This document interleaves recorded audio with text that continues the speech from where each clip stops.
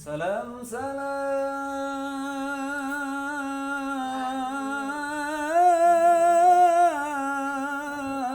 salam.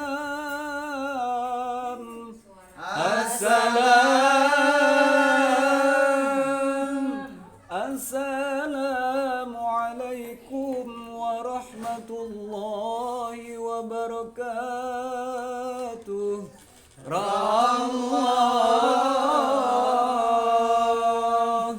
Ra'allahul baita mil hamamata yajma' ya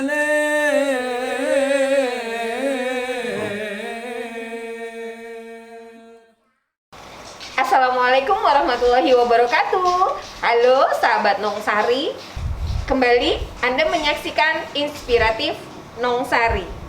Salam sehat, semangat, dan tetap lakukan prokes dimanapun Anda berada. Izin buka ya. Bukalah Pak, gelap. Kali ini inspiratif kita bersama dengan orang hebat yang memiliki hati super mulia menurut saya ya, karena bergerak di bidang sosial, kemudian semangatnya tinggi, nasionalisnya juga tinggi, dan banyak memperoleh banyak penghargaan dari berbagai pihak karena karya hebatnya itu. Siapa dia?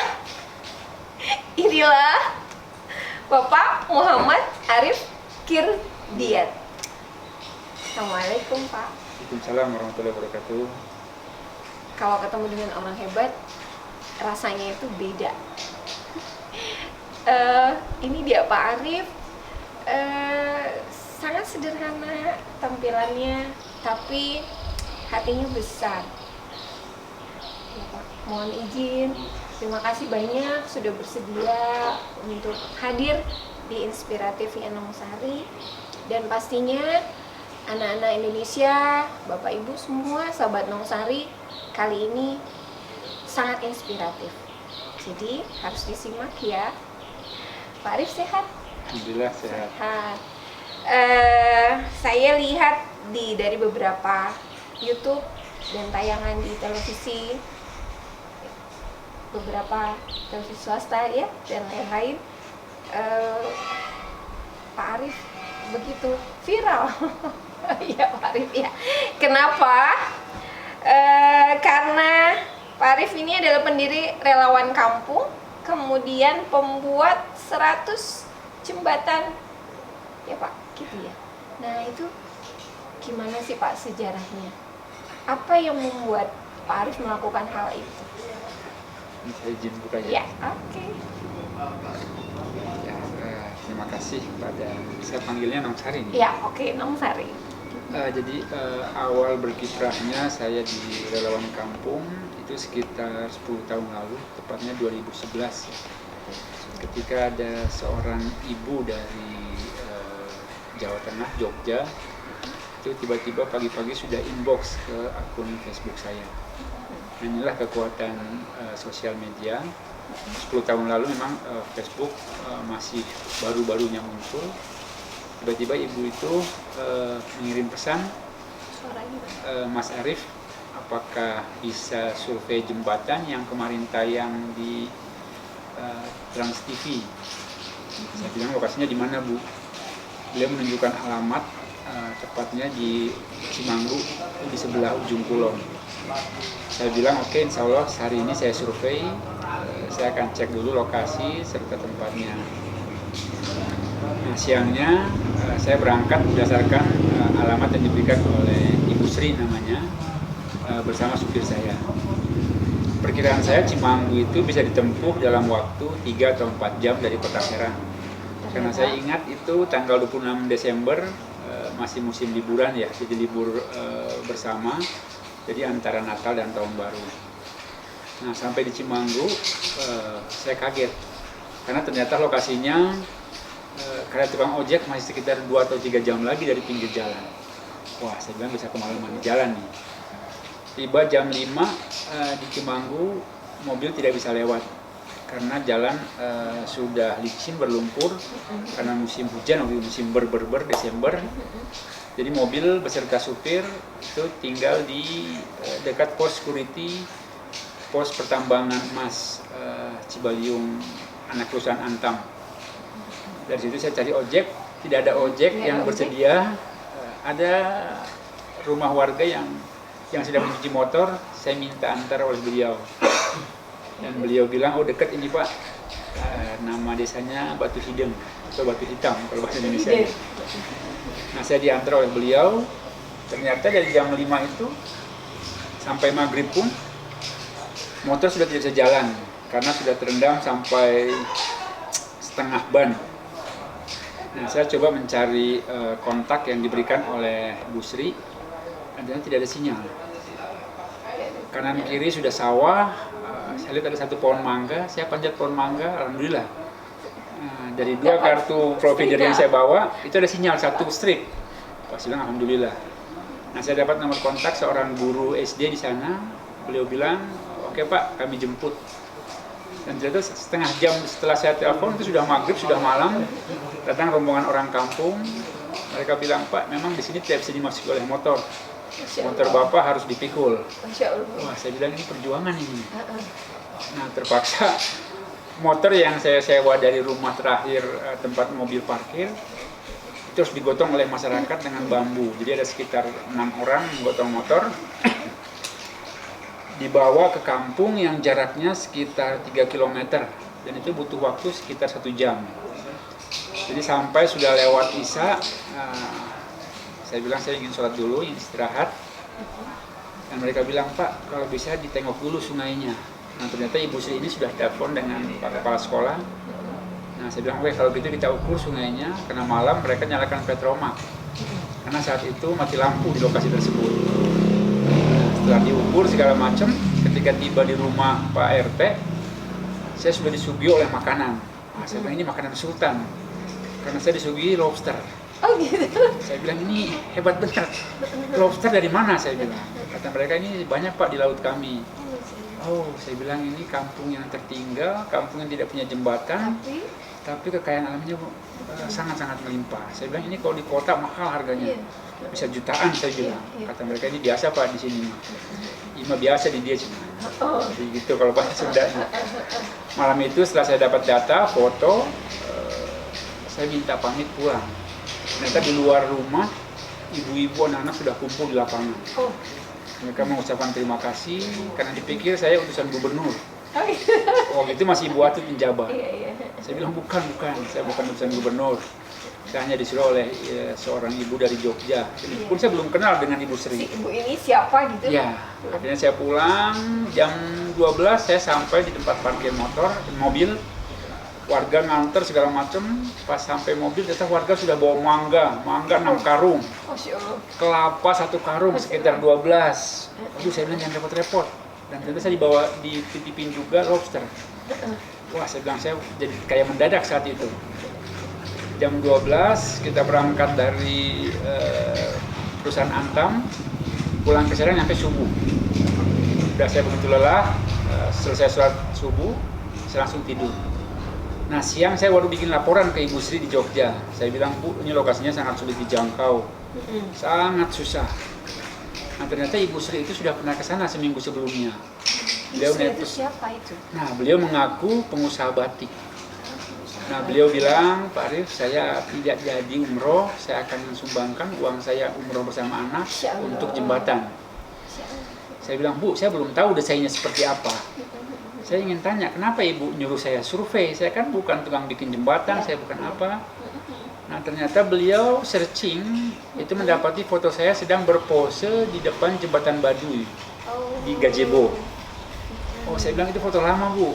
Karena memang pekerjaan saya sehari-hari sebagai guide, jadi beberapa tamu dari luar negeri saya sering bawa ke Baduy. Nah mungkin ini efek samping dari eksis ya. Jadi sering foto-foto apa. Nah Ibu Sri ini mendapatkan salah satu foto saya di berlatar belakang jembatan bambu Baduy. Beliau bilang, Pak Arif bisa nggak buatkan jembatan seperti itu, seperti di Baduy, buat masyarakat sana. Tapi sebelum dengan Bu Sri menghubungi itu memang sudah membangun jembatan? Belum. Oh belum. Sama sekali belum. Nah, Saya bilang, Bu, kalau orang Baduy itu tidak bisa keluar, saya bilang, kecuali Baduy luar. Oke, Pak Arif nggak apa-apa, Pak Arif survei sekarang di Baduy, berapa biaya bikin jembatan seperti itu? Saya bilang, oke Bu, saya istirahat, mungkin besok saya ke Baduy. Nah, tanggal 27 saya ke Baduy, bertanya sama Pak Jarod segala macam. Beliau bilang, kalau jembatan Baduy itu kan sehari jadi, asal alat-alatnya sudah lengkap. Tapi ini dibutuhkan sekitar 50-100 orang untuk menegakkan sebuah jembatan dalam waktu 1 hari. Wah, saya bilang ini kayak sangkuriang. Tapi saya bilang juga, ini antara mungkin dan tidak mungkin. Nah, itu saya laporkan ke Bu Sri, Bu, seperti ini tidak mungkin orang Baduy keluar dalam jumlah banyak. Ini kosnya besar, walaupun harus mencari bambu sendiri. Oke, Pak Arif carikan desain jembatan yang mungkin bisa di lokasi itu. Waduh Bu, saya saya bilang, bukan desainer, bukan orang sipil. Nggak apa-apa sekarang katanya, karena saya sudah kenal Pak Arif, orang tinggal di Banten, saya minta tolong. Nah, berbekal dari situ, saya searching di internet, di Facebook, sampai saya bikin pengumuman, siapa yang bisa bantu tolong bikinkan jembatan. Sehari, 2 hari tidak ada respon. Akhirnya saya bilang, wah kalau kayak gini saya malu juga sama Ibu Sri. Bagaimana orang yang dari Jogja, seorang ibu masih mau perhatian sama pendidikan di Banten. Saya lapor dengan beliau, akhirnya saya bilang, Bu, saya akan ke lokasi lagi, akan cari detail desain, ukuran, dan gambar buat di lokasi. 2 hari kemudian saya datang ke lokasi, lagi-lagi masyarakat sudah kumpul di lapangan, dia pikir akan segera dibikinkan jembatan. Saya bilang, Ibu, ini belum, saya baru survei lagi, survei awal. Saya minta kerjasamanya nanti kalaupun jadi dibangun, biar masyarakat yang cari batu, pasir, serta kerikil untuk bikin jembatan. Nah, ibu-ibu sudah mengiyakan, siapa kita akan gotong royong mencari pasir segala macam. Tiba-tiba saat itu Merapi meletus. Mbah Marijan meninggal waktu itu. Nah, tiba-tiba Bu Sri bilang, Pak Arif, dengan mohon maaf, saya belum bisa bikin jembatan. Karena saudara saya juga banyak yang kena musibah di Jogja. Aduh, saya bilang, ya Bu, saya juga tidak bisa menolak atau apa, karena ini kan force majeure ya. Saya bilang, siap Bu, saya akan coba cari bantuan ke teman-teman lain. Akhirnya baru besoknya saya posting foto-foto yang pernah saya ambil dari lokasi. Memang sangat menyedihkan ketika anak-anak menyeberang tanpa jembatan, berbahasa-bahasa segala macam. Dalam waktu sekian menit, Facebook saya penuh komentar. Tapi ya seperti itu, banyak yang menghujat segala macam, belum ada yang mencari solusi. Nah, saya bilang saya butuh solusi, mau dibikin apa jembatan ini. Kalau ada yang punya kemampuan menghitung, menggambar, silahkan, kita urun rembuk. Nah, akhirnya hari Senin saya datang ke kantor DPRD. Karena beberapa teman sudah jadi anggota dewan, saya bilang, coba tolong bisa nggak dianggarkan jembatan ini. Beliau bilang tidak bisa, karena sekarang sudah akhir tahun. Penganggaran itu di tengah tahun. Kalau mau dianggarkan sekarang katanya, kemungkinan dibangun itu tahun depan. Dengan anggaran-anggaran baru. Wah, kelamaan saya bilang, ini kan sudah harus dipakai anak sekolah segala macam. Kata mereka, coba ke PU, mungkin di PU ada anggaran sisa. Saya ke PU, kata orang PU, salah, harus ke Dewan dulu, baru ke PU. Repot. Jadi ketika sudah dipimpong-pimpong, ya udah saya bilang lah, saya posting lagi foto-foto berikutnya. Tiba-tiba ada teman saya dari Singapura, beliau bilang, oke Pak Arif, you bawa semua gambar, semua foto itu, kita cakap di Singapura. Nah, saya kenal beliau ketika dulu saya kuliah di Singapura. Akhirnya beliau bilang, oke, insya Allah jembatan ini kita bangun, kita bina, kita support you lah. Nah, waktu itu saya ingat saya naik penerbangan pertama jam 4 subuh dari Jakarta, tiba itu jam 7 di Singapura, beliau ajak sarapan, langsung menyodorkan uang tunai, 10 juta. Beliau bilang, ini you bawa pulang, you bawa balik, you bikin gambar, you cari orang yang bisa bikin, saya cari uang di sini. Aduh, sedih saya waktu itu. Jadi beliau waktu itu adalah salah satu MP ya, Member of Parliament, anggota Parlemen Singapura. Anggota parlemen. Ya, ini anggota Parlemen Singapura care, saya bilang, masa anggota Parlemen Indonesia nggak ada yang care. Siapa itu namanya? Beliau Medin Packer, beliau orang Melayu yang memang jadi anggota dewan. beberapa kali jadi menteri di Singapura. Saya bilang, aduh Pak Maidin, saya malu ini. Medium packer. Ya, Maidin Packer. Ya. Terima kasih. Sejarahnya awal-awal ya ini berarti ya. Awal. Jadi ketika semua orang menghujat di Facebook, beliau yang kasih konsen di situ. Iya. Tetap hati tergerak itu karena Ya itu, akhirnya saya pulang, saya nangis di pesawat tuh. Jadi ketika sampai sore di bandara, saya bilang saya harus cari orang yang bisa bikin jembatan ini. Karena sudah ada yang memodali. Saya teringat jembatan gantung di Sawarna. Karena Sawarna itu sebelum kita nyebrang ke lokasi destinasi wisata, itu ada sebuah jembatan gantung yang harus dilalui oleh orang-orang yang akan ke sana. Saya ingat ke sana, saya kontak beberapa teman, saya bilang kita rapat dulu di Bayah. Nah, rapat kita waktu itu di warteg di Bayah, karena saya ingat jam 11 malam saya baru sampai di Bayah. Dan hanya warteg itu yang buka 24 jam. Nah, kita rapat, saya bilang saya butuh orang yang bisa mendesain jembatan gantung seperti yang ada di Sawarna. Nah, kata beliau, oh ada Pak, nanti ada katanya orangnya. Saya tunggu orangnya sampai jam 2 subuh baru tiba, karena beliau baru keluar dari lubang batu bara. Beliau bilang, udah Pak Arif, kita akan bikin jembatan, tapi Pak Arif harus siapkan 4 tiang listrik atau 4 tiang telepon. Saya bilang, buat apa? Ini buat tiang jembatan Pak, katanya. Nah, ini belinya di mana? Ya, saya bilang, kan PLN tidak akan mungkin jual, Telkom tidak mungkin jual. Kata beliau, Bapak lihat jembatan kami di Sawarna. Iya, itu tiang dari Spanyol Pak. Ya Allah. Saya bilang, dari mana Spanyol? Oh, Sparonyolo. Kirain dari Spanyol. Ya, jadi ternyata tiang telepon dan tiang listrik yang itu nggak berfungsi kali ya? ya, itu kadang-kadang yang sudah mati, sudah apa, itu yang diangkut sama mereka. Oh ya, nyolong tapi manfaatnya. Saya bilang bebannya berat ini kalau begini. Saya bilang apa kita tidak bisa ya, kalau enggak Bapak high cost katanya, besar biayanya karena besinya mahal. Ya udah, saya bilang oke, dihitung saja berapa, nanti saya lapor ke Singapura. Subuh itu selesai, saya tidur di mobil, supir saya yang bawa, saya kembali ke Serang, saya laporan. Pak Maidin, seperti ini kondisinya, kalau mau bikin seperti ini. Nah, Singapura tidak mau ambil resiko. Beliau bilang, oke, yuk cari besi baru semua, seling baru, kita buat dari baru. Dihitung-hitung, perlu modal sekitar 50 jutaan. Oke, kata Pak Maidin, saya cari uang di sini, yuk kerja di Banten. Alhamdulillah seminggu kemudian, tiba-tiba orang-orang dari Batu Hideng telepon, Pak, semalam banjir. Oh. Jadi batu dan pasir yang sudah kami kumpulkan hanyut. Ya Allah, perjuangan Masya Allah. Saya bilang oke, hari ini saya ke sana cek lokasi. Saya ke sana langsung ke lokasi sampai sore. Memang banjir besar waktu itu.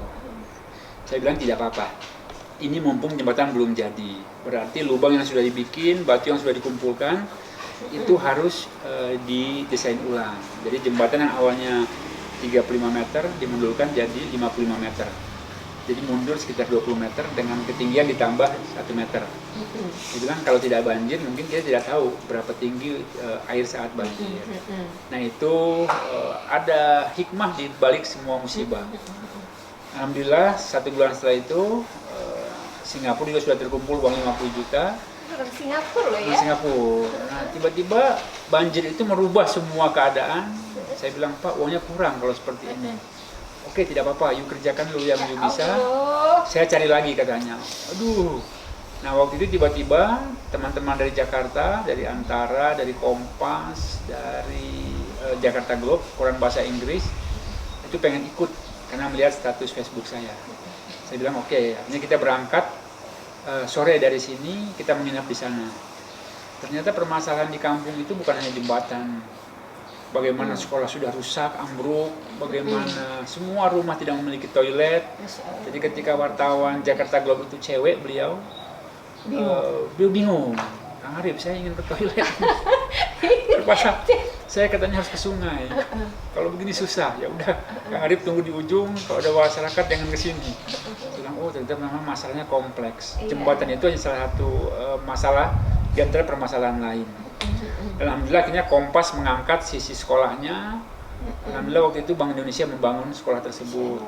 Terus Jakarta Globe menulis, mengulas, akhirnya Aneka Tambang itu ikut berpartisipasi dalam beberapa kilometer pembukaan akses jalan. Jadi itu mungkin kekuatan media yang menggerakkan para pengambil kebijakan. 3 bulan setelah berlalu, alhamdulillah jadilah jembatan pertama kita. Jembatan pertama kami itu yang memang 80% dibiayai oleh Singapura. 20%-nya itu dibiayai oleh teman-teman di Facebook yang tertarik dan tergerak untuk ikut membangun jembatan. 80% Singapura punya berarti ya? Itulah jembatan pertama relawan kampung. Nah, ketika peresmian ternyata banyak yang hadir dari beberapa kepala desa tetangga. Jadi selesai peresmian, ketika kita nangis massal segala macam, 3 orang kepala desa datang. Pak Arif, di desa saya juga ada jembatan kayak gini.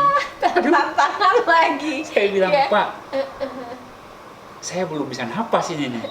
Saya napas dulu ya, nggak apa-apa katanya. Pokoknya terus bapak kepala desa yang satu juga bilang, Pak Arif, di kampung saya juga sama kayak gini. Terus di sebelahnya lagi bilang ibu-ibu kepala desa, Pak, saya juga sama nggak punya jembatan. Waduh, banyak juga ternyata nggak punya jembatan. Nggak apa-apa, saya bilang saya minta foto dan saya survei ke sana. Jadi setelah peresmian dari Singapura ada 2 orang yang hadir ikut peresmian sebagai wakil. Dan memang saat peresmian itu motor, mobil belum bisa masuk. Kita masih harus jatuh bangun segala macam. Dari Desember dibangun, Maret alhamdulillah diresmikan. Jadi 3 bulan pekerjaan jembatan tersebut dengan panjang 50 meter berdiri. Dan satu lagi yang paling berkesan, ketika kita pusing mencari lantai jembatan, tiba-tiba pohon yang paling besar di kampung itu rubuh. Diameternya itu 2 meter. Jadi memang itu pohon terbesar. Besar banget tuh. Besar sekali. Jadi kata kepala desa waktu itu, Pak, ini katanya berkah katanya. Pohon ini yang paling dikeramatkan, yang ditakuti, tumbang. Jadi kita potong-potong, bikin lantai jembatan, sisanya buat masjid, buat musola. Nah itu mungkin pertolongan yang tidak diduga. Jadi itu alhamdulillah jembatan pertama kami yang dibangun dari berbagai donatur, tapi memang 80% dari Singapura. Hebat banget sih. Ini cerita hidup yang nggak bisa dilupa ya. Kita berbuat apa nih sampai seperti itu? Ya itu. Pak Arif ini orang mana sih? Saya kelahiran Jakarta. Lahir Jakarta. Ya. Terus besar di Sulawesi. Besar di Sulawesi. SMA di Serang. SMA di Serang. Tapi orang tua dari? Orang tua gabungan Jawa Gorontalo. Jadi jago Indonesia itu. Jawa Gorontalo. Jawa Gorontalo. Tapi orang tua tinggal di Banten gitu? Ya. Selama... Jadi ketika pensiun memilih tinggal di Serang. Makanya saya sekolah di Serang. Sekolah dari? SMA di Serang. SMA mana tuh? SMA 1. SMA 1 melahirkan orang-orang hebat. Kembali lagi, berarti udah ya kita katakan putra Banten dong ya.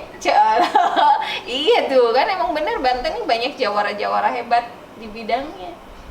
Ya, Pak Arif inspiratif banget. Tuh ya. Ini baru 1 jembatan yang mengawali. Nah, sekarang udah berapa jembatan? Ya, jadi ketika 1 jembatan selesai, 3 jembatan menanti, saya bilang saya napas dulu nih, saya belum tahu dari mana lagi dananya bersumber. Ketika dalam perjalanan pulang dari Ujung Kulon, belum sampai di Serang, tiba-tiba ada sebuah perusahaan menawarkan, Pak Arif, kita mau berpartisipasi dalam jembatan baru katanya.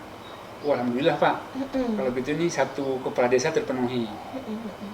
Nah waktu itu juga wartawan Metro TV mau ikut serta. Dan beliau bilang, Kang, kita akan dokumentasikan dalam program Eagle katanya. Jadi Eagle Award waktu itu 2012 ya, dan ambil syutingnya 2011. Nah waktu itu ketika sebuah perusahaan itu sudah mau membuat jembatan, Metro TV ikut. Nah ini jalan ke depan semakin terbuka. Nah seminggu kemudian kita balik lagi beserta donatur baru dengan perusahaan dan Metro TV. Nah waktu itu juga sama, hujan terus, tapi Metro TV pakai mobil 4x4 4 wheel drive. Jadi walaupun lumpur apa bisa maju. Karena mereka mau naik mobil 4 wheel drive, kita naik mobil Baby Alphard yang 4x4. Jadi ada Baby Alphardnya itu Grand Max ya. Jadi 4x4-nya itu bukan four wheel drive, jadi 4 kali narik 4 kali dorong. Jadi harus penuh perjuangan. Ini menarik banget. Ada jadi campur-campur harunya banyak.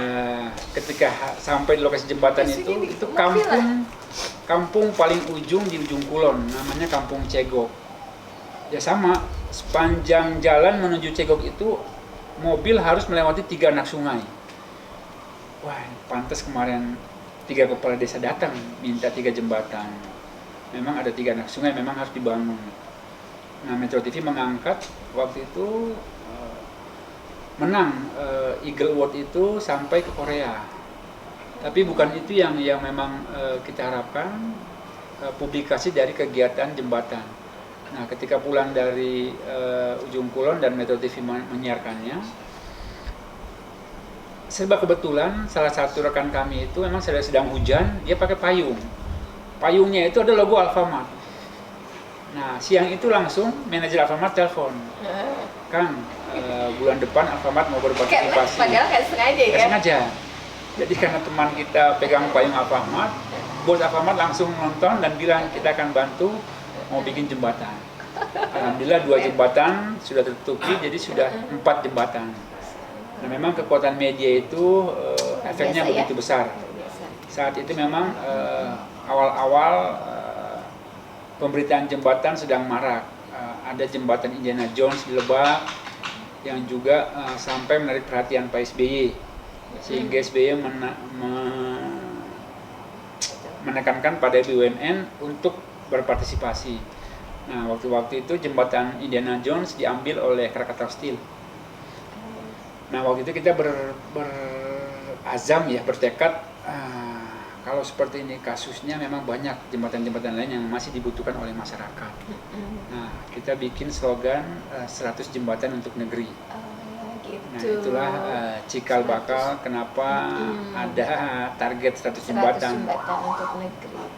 Ya, dulu mungkin tidak menyangka ya akan mencapai 100 jembatan karena terlalu mengawang-awang. Tapi benar kata orang dulu, mimpi ya. Ya, gantunglah mimpi setinggi langit. Ya. Kalaupun nggak bisa dicapai, minimal lompat-lompat terus tiap hari gitu. Nah, alhamdulillah 10 tahun perjalanan relawan kampung itu telah membuat 114 jembatan. 114 selama 10 tahun. Ya, itu terbentang dari Medan di Sumatera Utara sampai Sumbawa di timur Indonesia. Hingga ke ujung Sulawesi di Gorontalo, di Putus Bau, dan juga di kawasan pariwisata Bali dan Lombok. Jadi titik-titik lokasi yang kita anggap makmur, kita anggap kaya juga masih menyisakan PR jembatan seperti ini. Jadi tidak nyangka kalau di Bali juga masih ada yang butuh jembatan, di Lombok juga masih ada yang butuh jembatan. Nah, ini mungkin sisi lain bagaimana masih banyak masyarakat yang termarginalkan di kampung mereka sendiri. Ya, infrastruktur ya. Padahal dari pembangunan itu membantu perekonomian ya, tapi belum tersentuh banyak oleh pemerintah ya. Ya, karena memang pembicaraan masalah jembatan gantung, jembatan di pelosok ini bukan pekerjaan yang seksi ya. Dalam arti bukan hal yang menarik bagi kontraktor besar. Karena itu hanya jembatan-jembatan kecil yang kisaran proyeknya itu di bawah 100 juta, di bawah 500 juta, yang tentu di bawah 1 M semua. Nah, ini mungkin yang tapi kan kebermanfaatan tidak dilirik. Ya, memang kalau bicara kebermanfaatan, rata-rata di tempat-tempat yang telah dibikin jembatan oleh relawan kampung, setelah berdiri jembatan itu harga tanah akan naik. Jadi misalnya sebelumnya cuma 20.000 semeter, setelah ada jembatan jadi 30.000 semeter, 40.000 semeter. Nah, ingat ketika dulu pertama kali bikin jembatan di Duku Handap, di Batu Hideng itu pisang, kelapa nyaris tidak ada harganya. Bagaimana pisang itu dibiarkan membusuk, kelapa itu dibiarkan tua, karena ongkos angkut, biaya transport itu lebih mahal daripada harga jual di pasar. Mereka akan kalah bersaing dari daerah sekitarnya.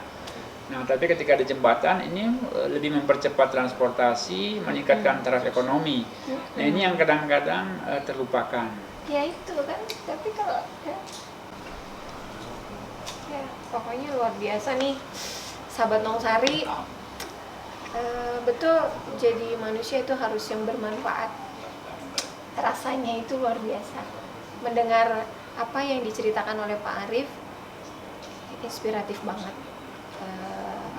Apa yang udah bisa kita lakukan, apa yang telah kita lakukan, paling tidak untuk diri kita sendiri dulu, sekeliling, ya, terdekat, apalagi sampai dengan seperti Pak Arief dan teman-teman.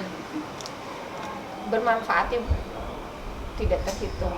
Terima kasih buat para relawan ya, relawan, kemudian donatur, apalagi Singapura tuh yang 80% mengawali pekerjaan yang indah ini, hebat. Banten, ayo maju. Ini ada Pak Arief dan ada timnya yang siap tempur ya, Pak Arief, untuk membangun Banten, tinggal didukung oleh pemerintah Banten. Ya Pak Arief, jangan lagi dipingpong. Ya Pak Arief ya. Pak Arief, halo Pak Arief. Ya, Pak Arief, perjalanannya luar biasa, targetnya juga udah, menurut saya sudah melebihi ya, melebihi target ya. Selain bangun jembatan, apa yang dilakukan oleh relawan di sini? Jadi memang ketika awal niat membangun jembatan, ternyata permasalahan di satu kampung, di satu desa itu begitu kompleks. Ya, hambatan dunia. Ya, jadi memang beberapa donatur pun akhirnya tidak tinggal diam. Ketika mereka selesai membangun jembatan, pulangnya itu melihat sekolah rusak, melihat tidak punya sanitasi, tidak punya MCK, akhirnya tergerak. Jadi selain jembatan, relawan kampung juga sejak 8 tahun lalu itu juga membangun beberapa sekolah. Jadi ada beberapa donatur yang memang fokus di pendidikan. Kata mereka, selain memperbaiki infrastruktur transportasi, juga harus diperbaiki infrastruktur pendidikannya. Bagaimana sekolah-sekolah yang masih berlantai tanah, yang masih atapnya bolong, bocor, itu diperbaiki oleh para donatur. Selain itu juga memberikan kelayakan MCK. Bagaimana minimal satu kampung itu ada satu MCK yang bisa digunakan agar lebih layak hidupnya, ditambah dengan pengadaan air bersih. Nah, ini mungkin yang dilakukan oleh teman-teman di relawan kampung, didukung oleh beberapa donatur. Nah, selain itu kita juga ada tim kesehatan yang membawa beberapa dokter-dokter ke perkampungan, dari dokter umum hingga dokter spesialis gigi dan kandungan. Dan terakhir teman-teman dari FKG Unpad juga ikut berpartisipasi ke Baduy, ke Ujung Kulon, dan juga sampai ke beberapa pelosok negeri, sambil sharing kerjasama, memperkenalkan cara sederhana merawat gigi, cara sederhana hidup sehat. Bagaimana dalam beberapa kampung itu satu sikat gigi dipakai bersama-sama oleh 3, 4, 5 anggota keluarga. Tapi ini memang kenyataan yang banyak terjadi di kampung. Bagaimana mandi tidak menggunakan sabun segala macam, ya memang seperti itu. Nah, memang menciptakan kehidupan yang lebih baik, dibantu oleh teman-teman tenaga kesehatan, ini menjadi salah satu program di relawan kampung. Termasuk saat ini ketika pandemi COVID tahun lalu mulai masuk Indonesia, teman-teman juga akhirnya juga berjibaku mulai dari penyemprotan disinfektan, membawa pasien COVID, hingga pengadaan oksigen buat para pasien yang terpapar COVID. Nah, ini memang dibantu full oleh donatur baik perorangan maupun perusahaan. Insya Allah banyak banget ya. Ada berapa jumlah relawan kampung di sini? Kalau relawan tetap tim inti itu ada 12 orang. Dan itu pun juga melihat situasi pekerjaan ya, beberapa relawan ada yang bekerja di luar, ada yang jadi guru, jadi dosen, jadi dokter juga tidak bisa full. Tapi memang kita melihat mana lokasi-lokasi yang bisa diisi oleh relawan tetap, mana yang volunteer temporer. Jadi beberapa bencana alam yang kita terlibat di dalamnya untuk membantu penanganan seperti tsunami Selat Sunda, banjir longsor Cigobang, hingga ke Palu dan ke Lombok ketika gempa. Jadi kita mengatur teman-teman itu bisa tetap berada di lapangan dengan cara rotasi. Tapi di sini atau memang ada di daerah-daerah? Nah, Relawan. tim inti dari Tim sini inti. nanti kita akan dari mengajak sini. teman-teman di daerah. Iya, iya.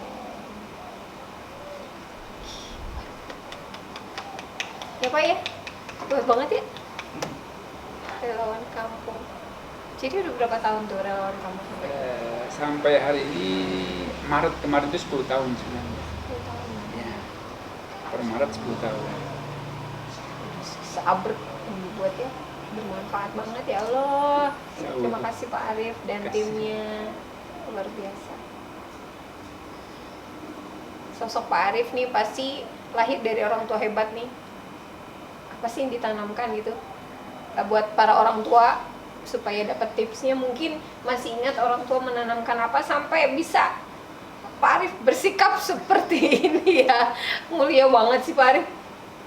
Itu gimana Mulia aja? itu logam sebenarnya. Mulia itu logam ya. Ini banget sih.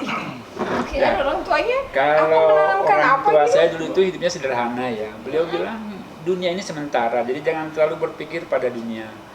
Yang kekal itu sebenarnya nama, bukan harta benda. Nah, jadi kalau orang meninggalkan nama, meninggalkan kesan, itu lebih mulia, lebih lama tertanam di banyak benak orang dibanding kekayaan yang hanya dimiliki mungkin hanya setahun, 2 tahun, 10 tahun, itu akan cepat sirna. Ketika orang itu meninggal, hartanya pun akan sirna. Nanti entah kalau dipakai rebutan oleh ahli Iya. waris segala macam, Iya. ini pasti akan cepat selesainya. Tapi kalau orang meninggalkan nama, ini akan dikenang terus. Nah, makanya kata orang tua dulu tuh, nggak usah neko-neko dengan kehidupan dunia, ya jalani apa adanya, tapi sebisa mungkin itu bermanfaat bagi sesama. Itu saja ya. Waktunya sibuk Pak Arif itu, jadi Nong Sari beruntung banget. Apa sih moto hidupnya Pak Arif? Apa? Ya, kalau moto Apa? di relawan kampung, kami itu ada namanya bersama berbagi bahagia. Bersama berbagi bahagia. Bersama berbagi bahagia. Ya, jadi kebahagiaan itu lebih indah kalau dibagi kepada sesama dibanding dinikmati oleh 1-2 orang. Makanya dalam Islam itu kan ada kaidah usul fikih tentang zakat, tentang sedekah dan tentang wakaf. Semua itu sumber dari filosofi inti berbagi. Jadi kalau berbagi itu tidak akan ada kecemburuan sosial, tidak akan ada tarik menarik emosional tentang harta, dan semua itu akan bermuara pada ketenangan hati dan jiwa ya. Iya. Nggak salah nih, Nong Sari. Terima kasih Mas Gong udah mengantarkan Nong Sari ketemu dengan orang hebat.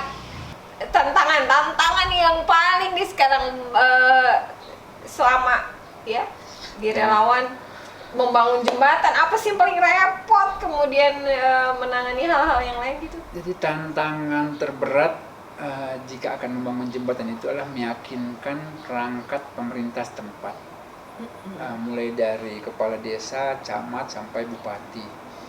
Karena ada satu kasus kita akan membangun jembatan, itu kepala desa menolak. Kepala desanya menolak. Ya, kalau dana sumbangan itu tidak dikelola oleh mereka. Gitu. Sedangkan donatur tidak mau. Donatur bilang mereka punya pengalaman buruk ketika dana itu diberikan pada desa. Dan ini terjadi di 1, 2, 3 tempat. Di Banten 1, di Jember 1, dan 1 lagi, 2 di Banten. Jadi 2 di Banten, 1 di Jember. Jadi tidak apa-apa, kata donatur tidak apa-apa. Lebih baik meninggalkan lokasi yang tidak jelas. Karena sudah diberikan beberapa opsi, kalau mau ya ikut bareng-bareng gotong royong, ikut bareng-bareng kerjasama, dan mereka tidak mau. Dan kejadiannya ketika di Banten, ketika malam itu kita putuskan tidak jadi membangun jembatan, besoknya rumah kepala desa didemo oleh warga. Karena sudah puluhan tahun menanti jembatan, tidak jadi dibangun, akhirnya warga yang demo. Nah itu mungkin kendala di lapangan ya, bagaimana meyakinkan perangkat pemerintah setempat. Karena ini memang menjadi PR besar pada bagian infrastruktur. Karena mereka menganggap kalau mengerjakan proyek infrastruktur itu adalah proyek besar dengan dana yang bisa di markup segala macam. Padahal ini kan dana yang sudah terukur dari biaya pekerjaan dan sebagainya. Nah ini mungkin yang menyebabkan biaya jembatan di relawan kampung itu selalu lebih murah 30-50% dari anggaran pemerintah. Iyalah. Ya, karena masa mau di markup lagi ya. Terus pencapaian apa nih yang sekarang belum? Ya, jadi ketika 100 jembatan sudah terlampaui, kita punya tekad itu akan membangun 1000 jembatan untuk negeri. 1000. Ya. Masya Allah, 1000 jembatan. Karena kan ini proyek-proyek kemanusiaan yang berkepanjangan, berkelanjutan. Jikapun nanti misalnya 10-20 tahun lagi seorang Arif Kirdia tidak ada, kan masih ada teman-teman lain yang melanjutkan, masih ada teman-teman yang memang mau melanjutkan kerja-kerja kemanusiaan seperti ini. Karena Indonesia dengan 13.000 pulau itu masih butuh ribuan jembatan yang harus ditangani. Jangankan yang belum ada jembatan, yang sudah ada jembatan pun masih banyak yang rusak, masih banyak yang harus di-maintenance ulang. Jadi ini mungkin yang menjadi pikiran bahwa 1000 jembatan itu bukan lagi sebatas mimpi, tapi adalah target yang memang harus dicapai. Seperti ketika dulu bermimpi akan membangun 100 jembatan, apa iya, toh ternyata juga bisa dilampaui. Jadi seperti itu mungkin target berikut ke depannya. Mudah-mudahan Allah kasih kemudahan. Amin. Ya, dimudahkan niat baiknya, insya Allah. Niat baik mah pasti ada jalannya. Ya. Pesan buat generasi muda, insyaallah, buat mungkin anak-anak sekolah, orang tua, atau lain buat semua sahabat Nongsari, apa sih yang bisa ditanamkan? Kalau pesan saya mungkin cuma satu ya, selain melihat dunia apa adanya, juga kebermanfaat bagi sesama itu yang harus ditekankan. Karena kalaupun kita eksis, kita ada, tapi kalau tidak bermanfaat, itu juga susah sebenarnya. Jadi kalau melihat dunia ini yang biasa-biasa saja, kalau melihat dunia ini ya yang memiliki manfaat. Jadi mungkin itu intinya, bahwasanya bermanfaat bagi sesama itu adalah bagian dari kehidupan. Ya, jadi untuk sahabat Nongsari, peserta didik, orang tua dan semua nih, ya, seantero Indonesia, hidup ya harus bermanfaat, ya, Arif ya, kebermanfaat untuk orang banyak tentunya. Semangat, ayo kita bermanfaat nih. Mudah-mudahan apa yang disampaikan di inspiratifnya Nongsari pastinya bermanfaat. Lakukan mulai dari langkah kecil, sahabat Nongsari, untuk kebermanfaat buat sekitar kita. Makasih banyak, sukses selalu, berkah, diperluas lagi rezeki, kemudian untuk para donatur diperluas rezekinya lagi oleh Allah, dimudahkan niatannya semuanya. Indonesia maju, Banten maju, Suson ya, punya Pak Arif yang luar biasa dan timnya, relawan kampung, sehat selalu. Ada ini kenang-kenangan buat Pak Arif. Jangan dinilai, tapi ini adalah buah karya dari ya anak Banten juga. Nah ini batik pusaka Banten. Ini Pak Arif, biar apa, meningkatkan satu-lima nih ya. Iya, ada. Ini ya. motifnya Motif menara Banten. Nah, ekonominya supaya maju lagi, tetap semangat para pengrajin batik dan lain sebagainya, walaupun pandemi, semangat. Ya, terima kasih nih ya. Iya. Buka, boleh dibuka. Saya suka lihat menaranya bagus ini. Menaranya. Ini hasil Banten sendiri nih. Hasil kita. Ini ada motif koin, ada motif menara. Jadi motif ekonomi dan ibadah nih. Ya, ekonomi dan ibadah. Iya, cerdas banget sih Pak Arif. Ini kayak yang saya pakai juga nih, sama. Kan kalau melihat sesuatu lihat dari filosofi kan. Filosofi, ya betul. Saya terima nih ya. Terima kasih nih ya. Iya, teman-teman. Makasih. Assalamualaikum warahmatullahi wabarakatuh. Waalaikumsalam.